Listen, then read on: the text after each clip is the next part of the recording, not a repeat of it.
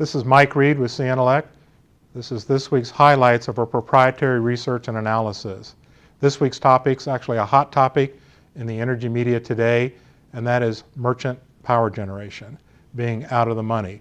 I'm going to define merchant for the purpose of this as only coal merchant and nuclear merchant. The third leg of merchant, natural gas, is actually in the money. We're going to set that aside.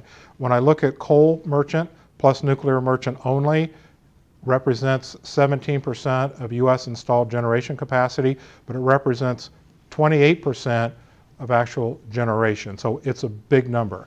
On average, merchant coal generation's losing $11 a megawatt hour.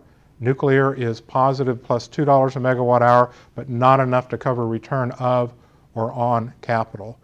The current scenario we're in is low natural gas pricing and low marginal heat rate. It's the worst scenario you can be in relative to the alternative scenarios of switching those variables. How did we get into this worst case scenario?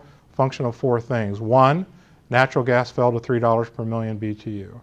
The second issue is demand side management is aggressively clipping the on-peak marginal heat rate.